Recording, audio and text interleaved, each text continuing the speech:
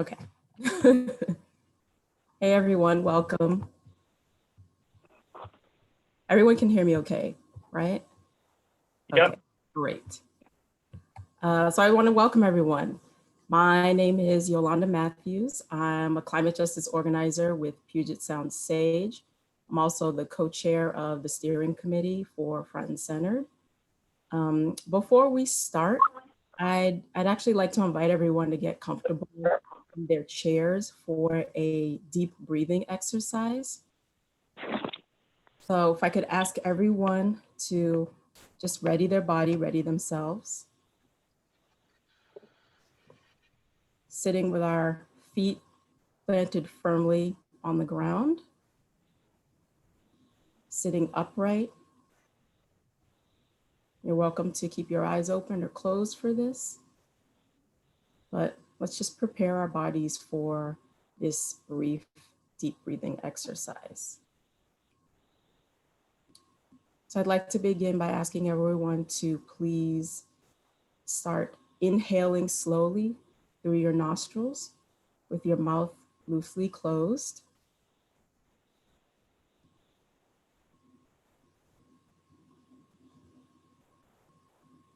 And exhaling slowly through your mouth.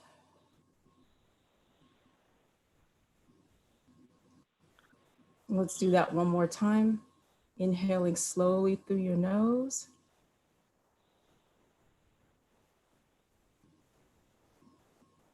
And exhaling slowly through your mouth.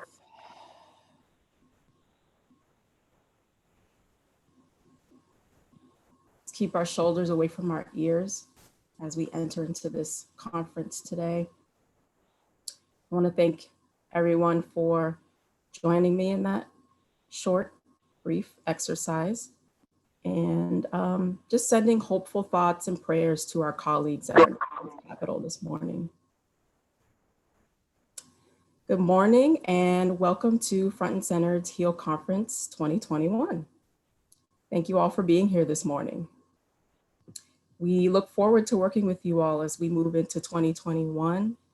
And as we start off this morning, I'll just share briefly with you sort of what we expect from this conference today as we go into talking about all of the strategies, policies, and just general sharing of wisdom as we move forward in supporting our communities with all that they need to thrive and survive in this year, but also the coming years.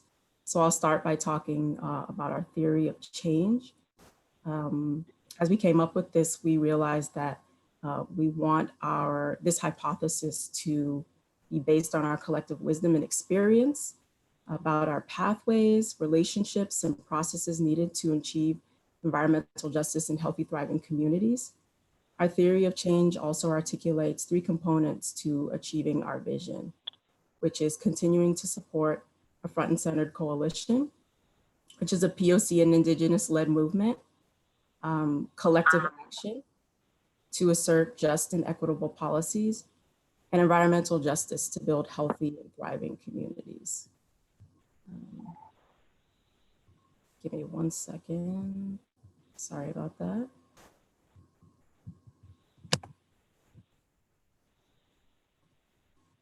Yes, sorry about that. We also have a vision. We have values, principles, and strategies. Our strategies are building the bigger we, which is grassroots education, voter mobilization, et cetera. We also want to change the rules. We want stronger policy research, writing, and advocacy, moving the money, making sure that our philanthropic advocacy and fundraising is stronger for our community, building the new coalition systems and foundation, and changing the story with our communication and our storytelling amongst our community. I think that is pretty well just sums up the ideas that we have in the coming year, the ideas that we've actually been working on and putting together, and we plan on moving forward into 2021. So once again, I want to thank you all for joining us this morning into this afternoon. And I'll pass it along to you, Samir. Great. Thank you for that welcome, Yolanda, and for doing the breathing exercise. That was really helpful. And thank you for your outstanding leadership in guiding us on the Community Council to accomplish the many positive changes that we'll achieve this year. Good morning, everyone. I'm really excited to be here. My name is Samir Hernandez. I'm coming to you virtually from Seattle, and I would like to also acknowledge that I'm on the traditional land of the Duwamish people, past and present, and honor with gratitude the land itself and the Duwamish tribe. I'm the Civic Engagement and Policy Manager for Front and Centered, and I'm excited to be the MC for the first part of today's event. We have 5 amazing speakers who have each played a very critical role in getting us to where we are, and I'll share why this moment is significant. But first, I'll just go over some logistics. We have everybody muted except for the speakers, but certainly please feel free to introduce yourself in the chat box. Like, we'd love to know your name, where you're from, your organization, anything else you want to share. And at the end, we will answer questions. So if you have questions, you can send them in a direct message to Charlie McAteer, and he'll be fielding the questions, and we'll answer them at the end. Of course, if you have comments, thoughts, or questions that you want to share with everybody, feel free to just drop that in the chat box. And we'll probably be done with this event between 10:50 and 11. So just on some more background on how we got here. Following the defeat of Carbon Fee Initiative 1631, we took part of the Green New Deal frame of that initiative and basically advocated for turning it into its own law. This was the HEAL Act of 2019, and it would have required all state environmental investments to be guided by cumulative health risk factors, and there would have been public oversight. And it would have essentially required EJ to be embedded in all aspects of agency work. This bill didn't pass, but the legislature did create the Environmental Justice Task Force, and it gave it the task of developing policy recommendations on how state agencies could incorporate EJ principles into their duties.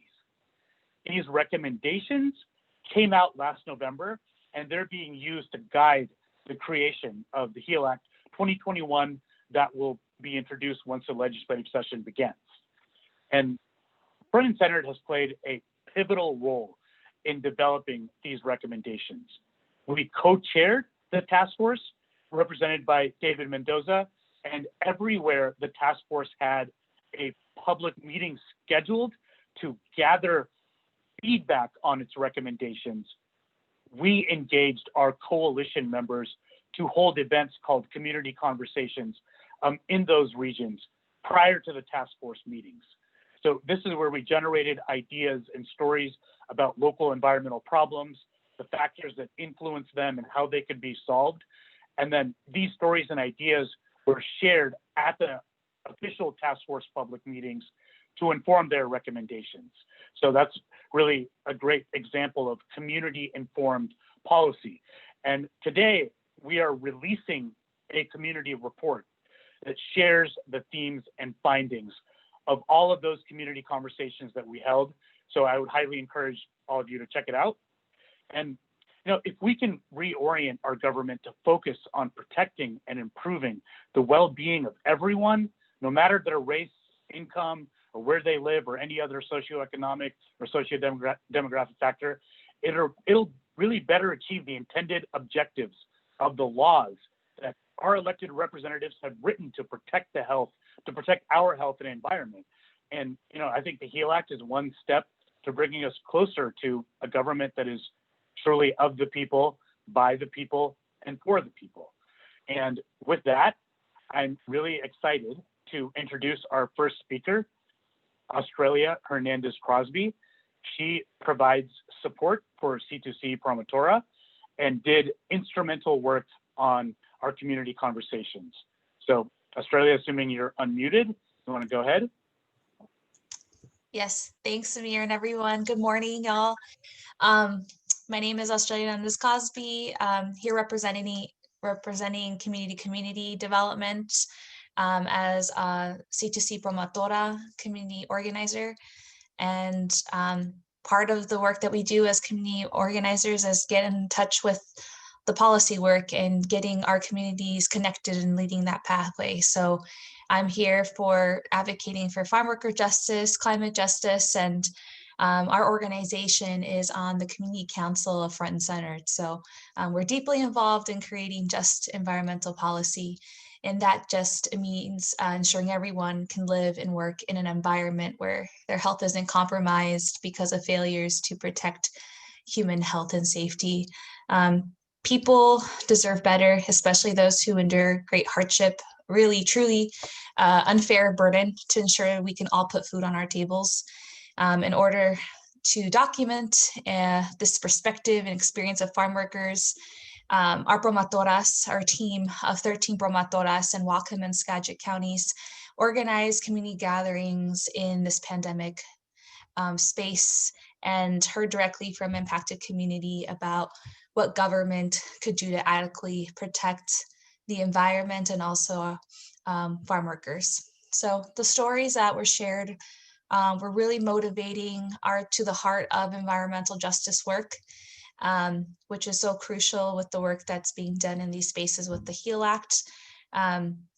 We utilize the tools, the health disparities map, to start conversations about what is going on in our greater community, and then connecting that to the personal first-hand experiences of farm workers. They've shared with us that they're exposed to harsh conditions like toiling in cold weather, extreme heat, and do not get adequate protections from their employers.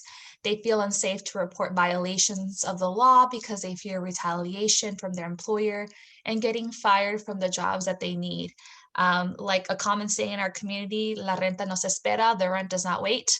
And it puts a very interesting dynamic with the need for jobs, but also the fact that they have to endure these unsafe work conditions before the pandemic and even during the pandemic. Sickness is prevalent due to exposure to pesticides, hazardous working conditions, low wage and low hours, and time off. And these unsafe conditions at work and environments lead into some pretty long-term injuries.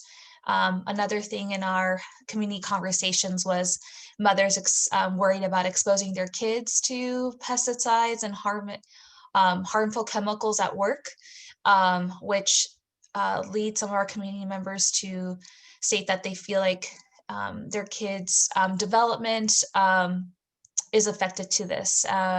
Low birth weight, perhaps connected to cataracts. A lot of the connections to the environment were talked about in these spaces. So as the environment warms up, heat waves, droughts, wildfires grow more intense. It also puts the lives and livelihoods of farm workers at even greater risk, as we've seen through the seasons, agricultural seasons in Washington.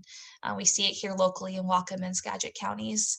But yeah, it's just crucial that all occupational health laws are fully enforced and the government funds agencies to conduct necessary oversight and inspections, that government staff work to establish direct relationships with farm workers, to have us be the folks notifying government agencies about what is working and what isn't working. And we also need to support laws that put in the forefront long-term health with prolonged pesticide exposure. We don't want a food system that hurts the most vulnerable, the people working the land, and also our public. Everyone eats.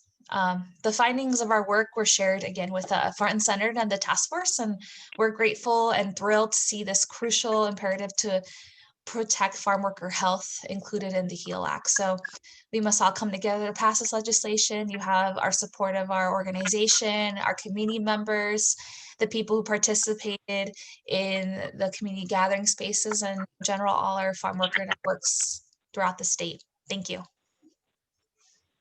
Thank you so much, Australia. Your work was really instrumental in informing the report. Now we're honored to be joined by Representative Deborah Lakinov. She represents the 40th Legislative District of Washington State, which includes parts of Whatcom, Skagit, and San Juan counties. Excuse me. Sworn into the Washington State House of Representatives in January 2019, Representative Lakinov is the only Native American woman to currently serve in the legislature. Representative? Hi, good afternoon. It's an honor to be here. A wonderful group. I'm so honored to stand with Front and Centered. I've had the pleasure of collaborating with this organization who has welcomed me as the only Native American in the entire state legislature and the only Native American woman to serve in the legislature in the Northwest. The family of Front and Centered has taken this taken myself as an Alaska Native woman, and they have wrapped their arms around me like a sister and like a family. I come from a small community in Southeast Alaska, born and raised. My Tlingit name, my native name is Hikshasi. My name comes from the very roots of the environment, the resources. My culture comes from the very roots of the grounds and the waters and the resources that I harvest and that I eat. The community of Front and Centered really is interconnected into how my value system lays out as a state representative. It also is intertwined within my life ways, and it's also intertwined in how we both honor environmental justice. I go back to my Tlingit name because this Tlingit name has been passed down from generation to generation to generation. It means where the baby frogs live in cool and clean habitat. These little baby frogs thrive in this place of cool water, where the tall grasses grow, where the in-stream flow falls out into the river systems that produce the baby salmon. When this water is polluted, when these resources are gone, my name, my Tlingit name that's come from generations will no longer exist. That is a violation, an environmental justice violation within my community. And Front and Centered has acknowledged that in the work that they've done with me and with my friend and my colleague, Senator Rebecca Saldana.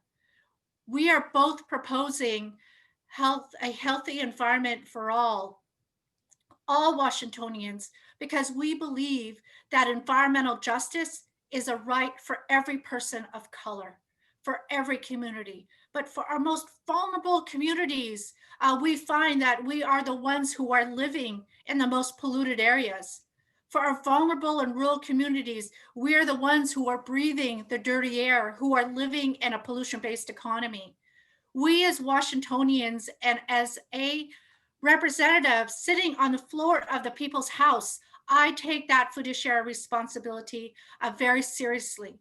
Front and Centered has provided, in collaboration with Washington tribes, in collaboration with vulnerable communities and rural communities, they have done the research, they have conducted the community meetings, they have wrapped their arms as a large blanket around all of us and brought us forward and said, we have done the work needed to be accountable to a bill called the HEAL Act that'll take care of many people who have called this place home for generations.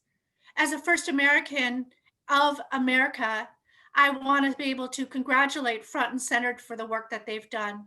I am very excited and honored to once again lift up the HEAL Act and raise it to the level of introducing it on the floor of the People's House, which truly represents the people of Washington State.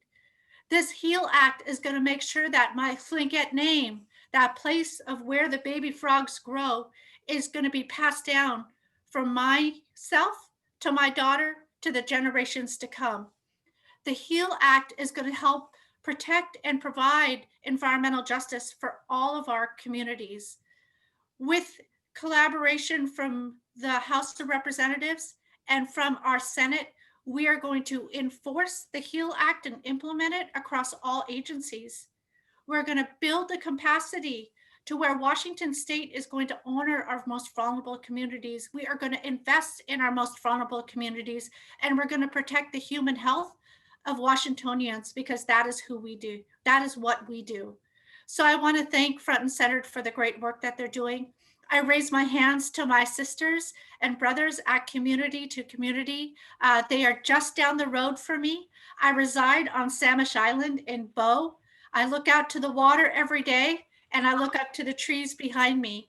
We are Washington State from Whitecap to Whitecap, and the HEAL Act is going to protect us for generations to come.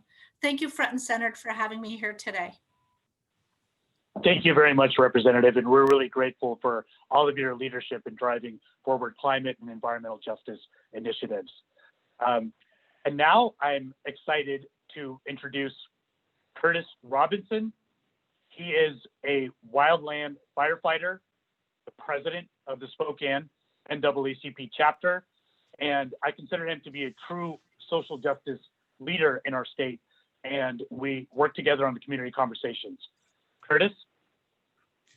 Good morning, everyone. So first off, let me just say I'm honored to be here, and obviously it's already been expressed to be working with such a wonderful team from Front and Centered, and you know, there's the expansive community that's that they have continued to represent, not only in this space but throughout my engagement with them, and also in this space as well. So I mean, there's just a lot of powerful stuff I've already heard, and you know, it really touches me in an important place to hear what I've heard today. So I was feeling a little some way coming in today, and after, you know, what I've heard, you know, our first two speakers are and you know, one of them being our representative, I just, you know, I know I'm in the right place and with the right folk, you know, doing the right thing. So not that I didn't know that before, but you know how that, you know, the squirrel talk in the mind goes. So, so with that, I want to make sure that, you know, there's a couple of clarifications here. So I do carry some organizational affiliations, the Spokane NAACP, Better Health Together, Just Lead Washington, the Native American Alliance for Policy and Action, and you know, obviously I've been a wildland firefighter for a sustained period of time, and I am not here necessarily representing any of those organizations specifically, but I'm striving to make sure that I bring those voices into this space.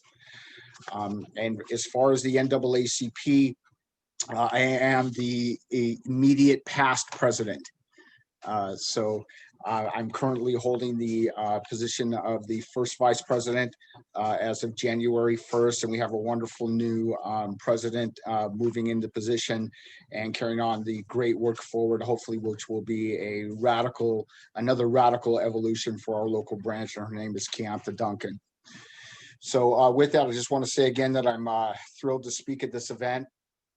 This is an important moment in the journey to move an equitable and just society to where our government actually works to protect and serve all of us. That means undoing the racial oppression in our institutions that manifest in the disproportionate numbers of African Americans and our BIPOC community unjustly locked up in prisons or living in neighborhoods with the greatest number of environmental health risk factors because of the legacy of oppression and segregation.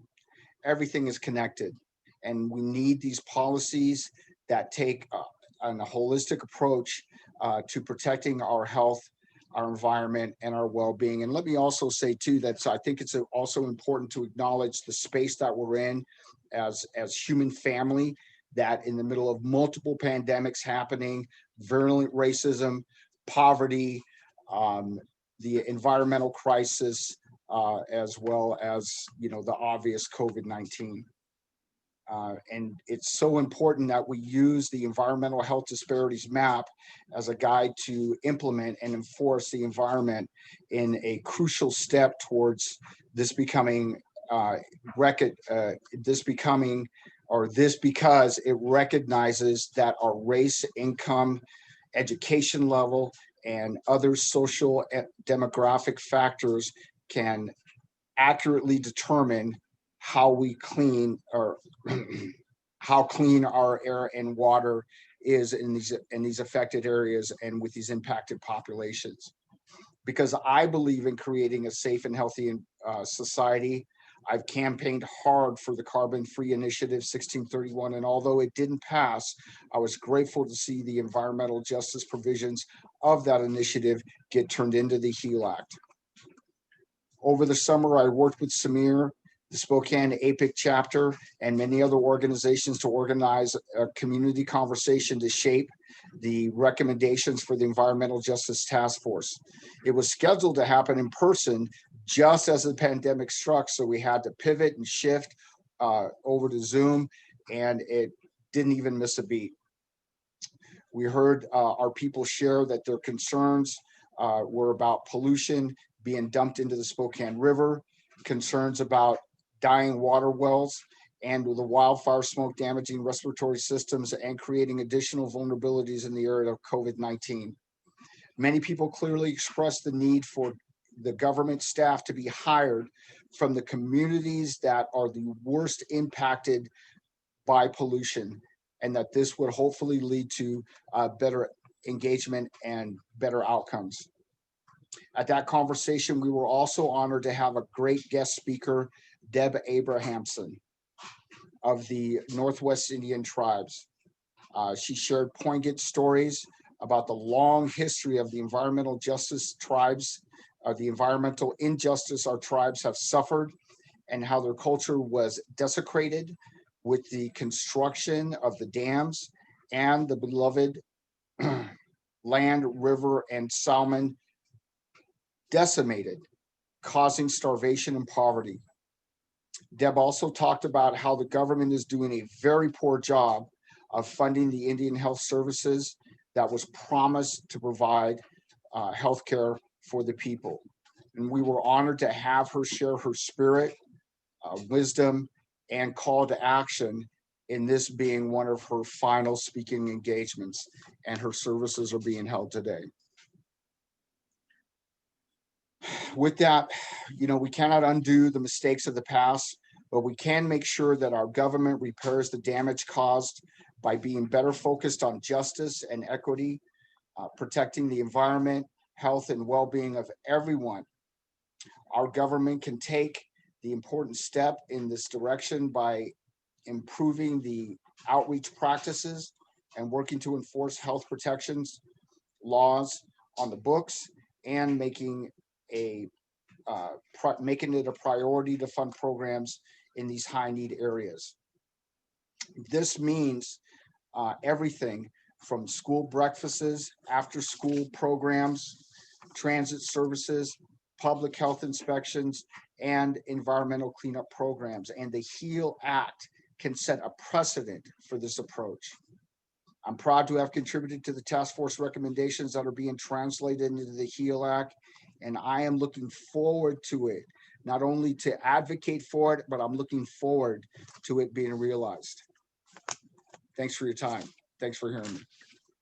Yeah. Thank you so much, Curtis, for your leadership and for also sharing the news about Deb.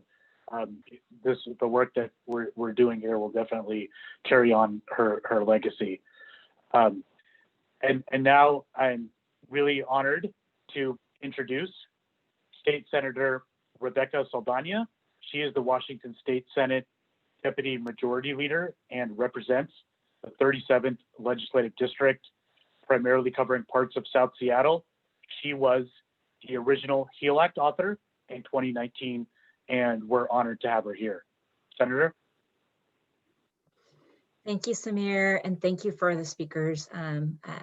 For Curtis, thank you for your elegant words. You speak very clearly about why we need to do this. And even though it was a Senate vehicle last time, there was the House leadership was under Representative Lakinov, Representative Gregerson, Representative Reeves, and the legislative process is a team sport that requires you to have champions that are working.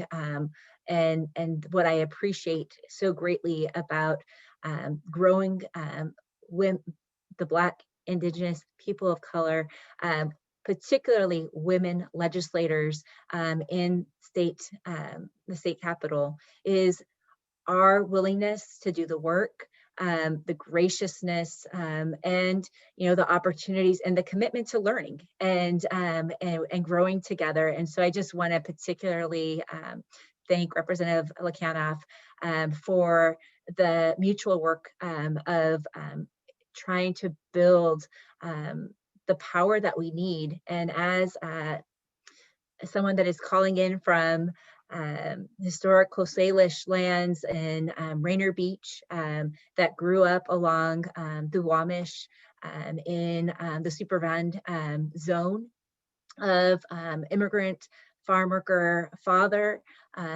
it is always important to recognize the work that has been done before, that the sacrifices that were done, and the injustices and travesties that were done, and how our communities continue to rise up, how our parents continue to create an opportunity so that I could be here before you today.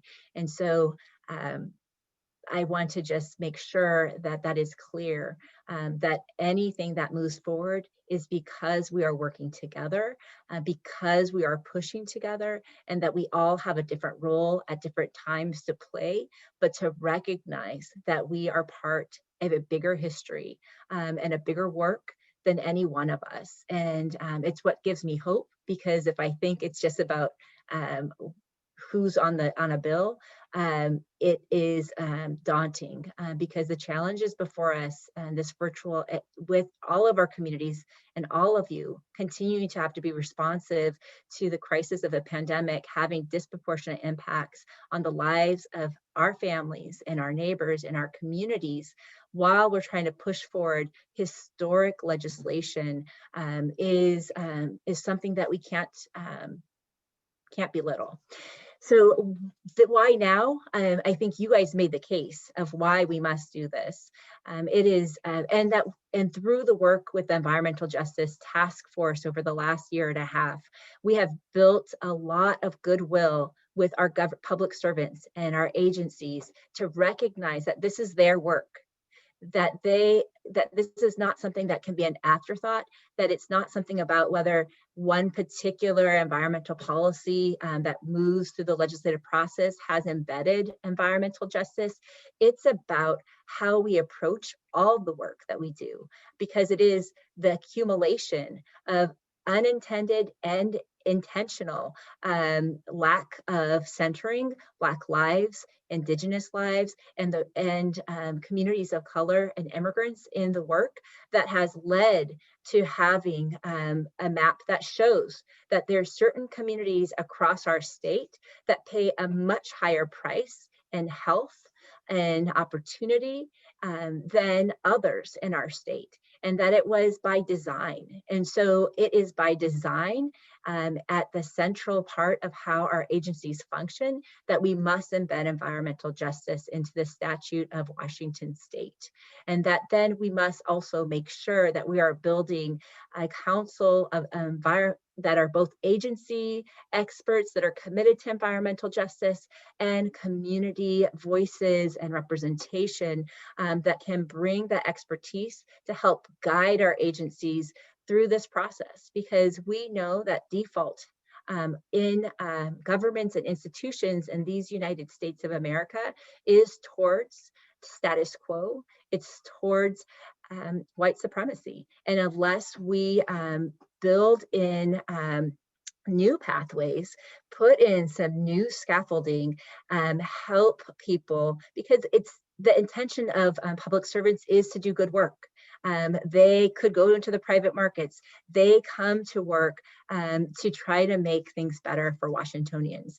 But unless we actually embed the statute and then embed a panel that can help guide and shape and redirect and focus, and really make sure that we're focusing our eyes on the prize, which are the big investments. So, I mean, every detail matters, but especially when we're trying to get this going, it's incredibly important that we structure in a way that is going to build a strong foundation, that is going to be able to tweak what we already have, and be able to make sure that any new investments, any new policies around climate and the environment are building upon the HEAL Act. And each policy might need adjustments, and so we're glad to see that environmental policy that's being introduced this year, all of them are nodding to the importance in putting environmental justice into statute and having a panel of community experts to help shape those investments. But we must be clear that the HEAL Act is fundamental to making any other policies work. And that is why it's important this year to make sure that as we are centering Black lives, as government for the first time, at least in the way that I have experienced it, having legislative branch, the executive branch, even the judicial branch coming out clearly about wanting to be anti-racist in our practice, and to make sure that we're asking the question about equity when we're putting forward legislation, and that we are working and committed to addressing underlying historic harms that have been done in our name. That is promising, and that is why having us follow up with action, this HEAL Act as that action of our commitment, is really important. And so I appreciate everyone that's here today that's been having conversations with individual legislators about the importance of this. It is important when we're working virtually that we are able to do those one-on-ones, because it is through relationship that we transform our institutions and our systems and ourselves. So thank you for letting me be a partner in this work with you. Thank you so much, Senator, for providing all that important context. So the next person I want to introduce, our final speaker, Guillermo Rogel. He is our legislative advocate, and I've had the pleasure of working with him for the past couple of months. Guillermo? Yeah, hello everyone. Thank you for being here today with Front and Centered. As Samir mentioned, my name is Guillermo Rogel. I'm the legislative advocate for Front and Centered. So I'm really excited you all are here with us. I'm really excited that HEAL has this much support across the state, and we're going to need that as we go into this really weird virtual session. So, this session is unlike any other, and I think I just wanted to provide a little bit more context in terms of what we can expect the legislature to address these next 105 days beginning Monday.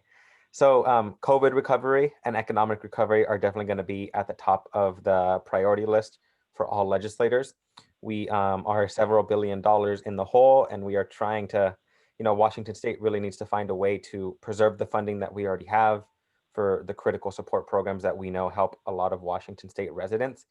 But on top of that, we know before COVID, a lot of the social injustices, economic inequalities that exist in Washington were there before COVID hit. And COVID really just kind of shone a light on all of these different issues that are impacting our residents. So on top of that, addressing systemic racism is also going to be at the top of the ticket for the Washington State Legislature. And this is where we know that HEAL kind of is at this intersection of economic recovery, of health recovery, and addressing systemic racism, because we know pollution doesn't affect all people the same. Your zip code, your income really can affect the environment around you. And we just want to make sure that there is a healthy environment for all of Washington. So just to provide a little bit more in terms of where we are in the process and what you can expect. We are in the final process of finalizing the language, working with Senator Saldana and Representative Lakinov to make sure that the language that we are introducing is what we want, and that when it is heard in both the House and the Senate, that we want to make sure that we are telling all of our members, all of our supporters, when it will be heard, because we will need that extra public support as HEAL goes up for testimony. So I think, I think as much as these next few weeks are going to be chaotic, and we know that we are facing these big challenges, it really is a big opportunity for the state legislature to act, and to act on climate specifically. So we hope that we have your support as these next 105 days roll around. And I think right now, Samir, are we going to start taking questions. Yeah, we can go to questions. So, Guillermo, have you got some questions sent to you? Because you can just go ahead and call on the appropriate speaker. Definitely. I think Representative Lakinov or Senator Saldana, this first one could be for you both. This is from KNKX Bellamy. So given that HEAL did not come through last session, what could lawmakers say about getting it through this session? What is new this time that will make it happen? And were there any changes to accommodate the objections from the last time around?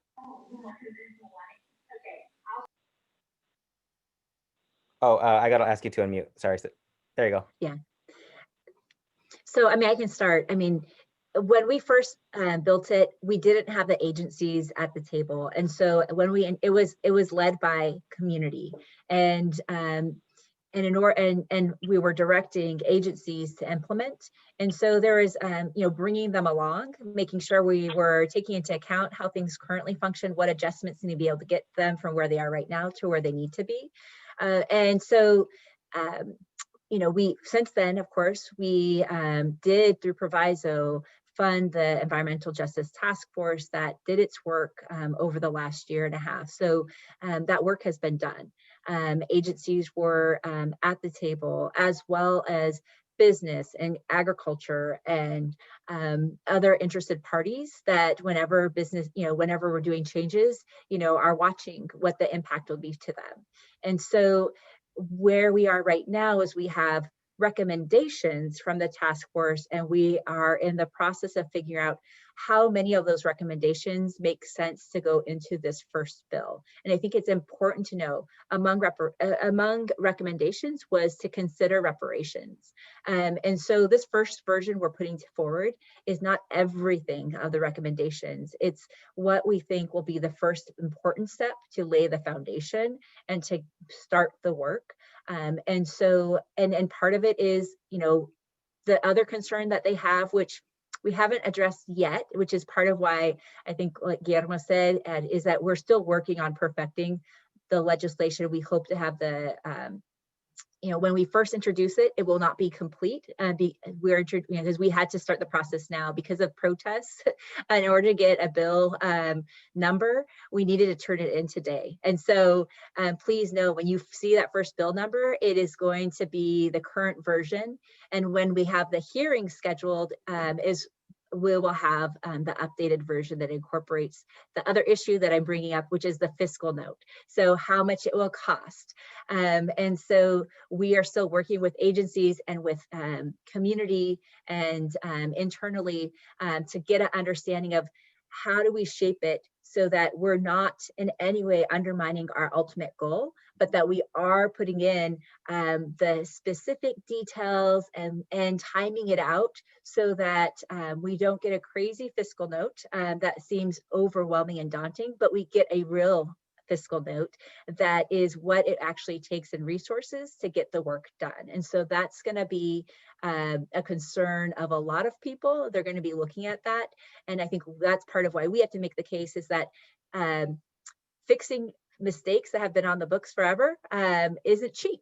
And so we don't want to undermine the fiscal note, but we also want to make sure that we balance that out as we're thinking about all the other critical needs that many of you already mentioned that needs to also be funded this year.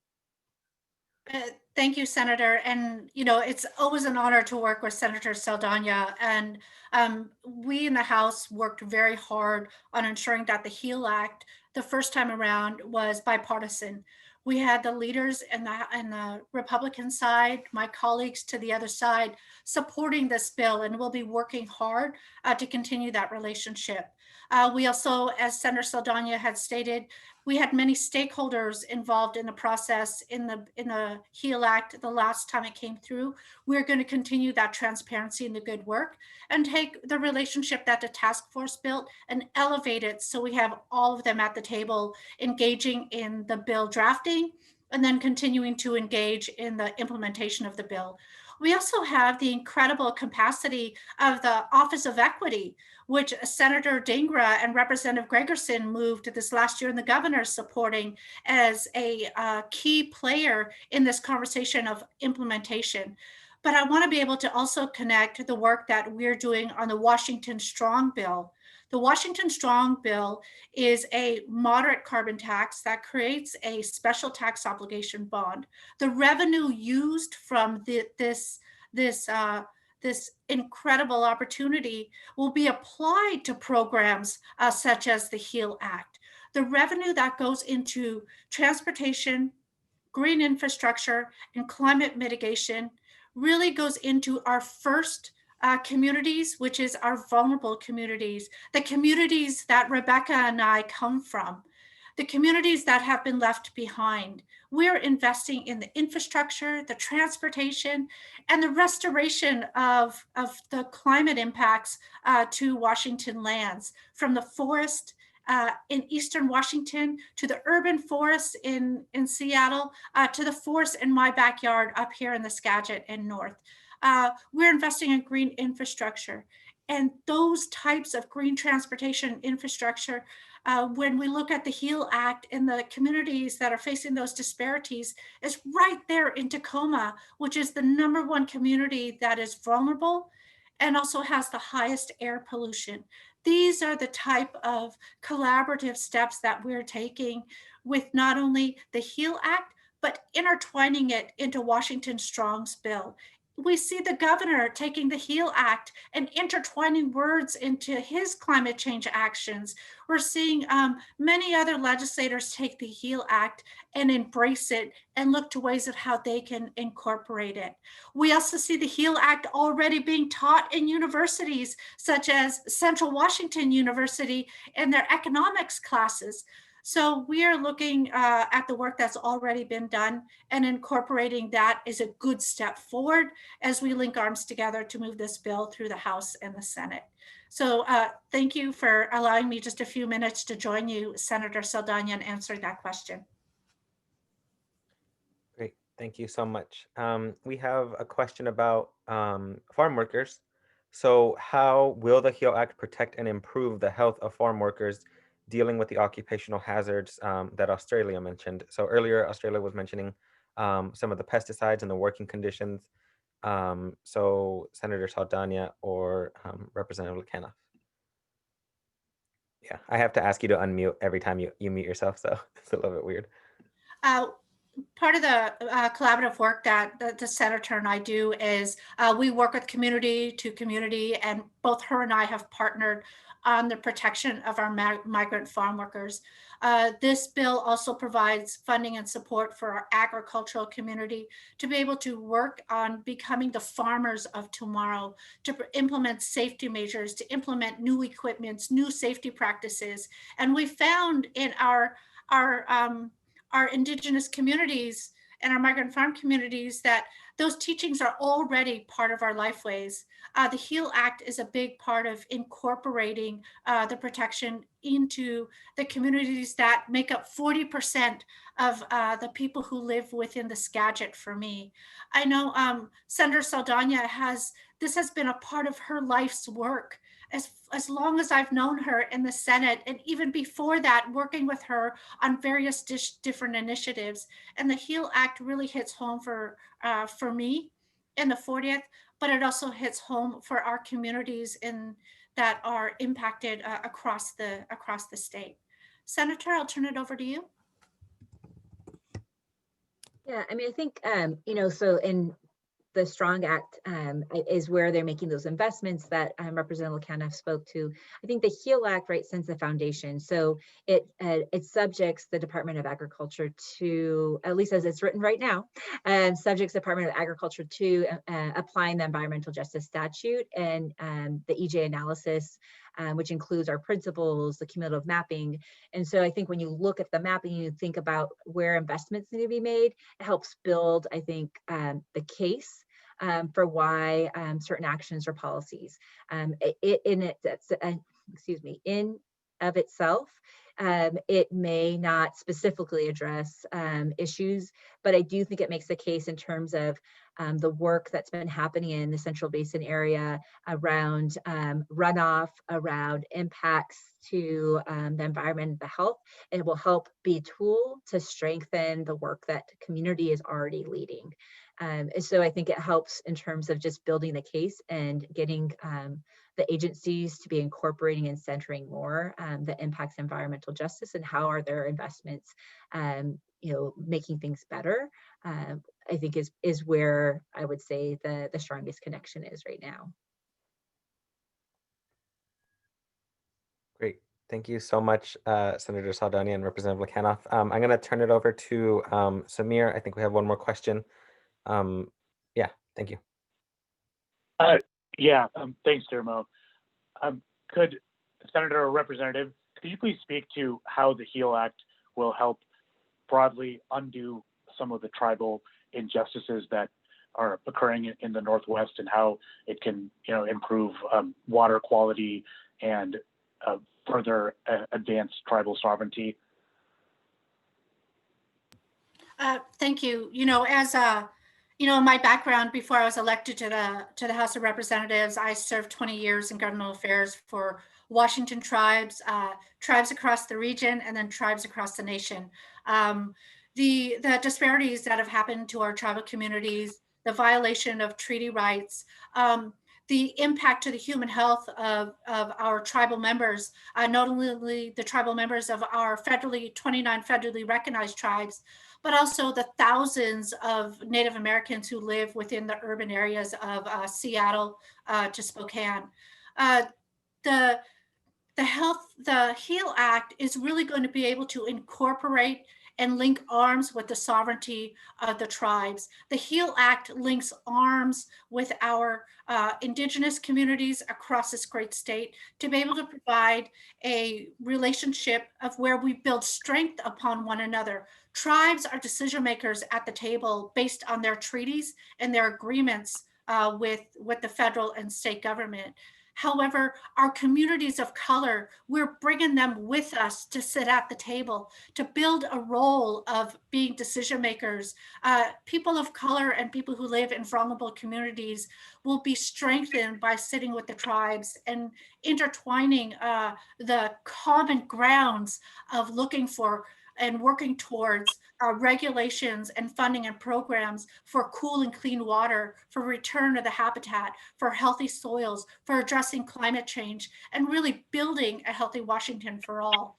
This bill will help raise the awareness and build the strengths and relationships for Indigenous communities, treaty and non-treaty tribes, federally recognized tribes, non-recognized tribes, and our frontline communities. So we believe that the HEAL Act is a table where we will all sit together and make decisions together. And this is why I'm so excited to be able to partner with my senator, who really, as I came into the state legislature, she and I sat at the table and had this discussion together. Well, she said, Deborah, we can all sit together and we are stronger as one. And that's what the HEAL Act does for us when it comes to tribes, tribal sovereignty, and our Indigenous and our people of color. So Senator, I'll turn it over to you.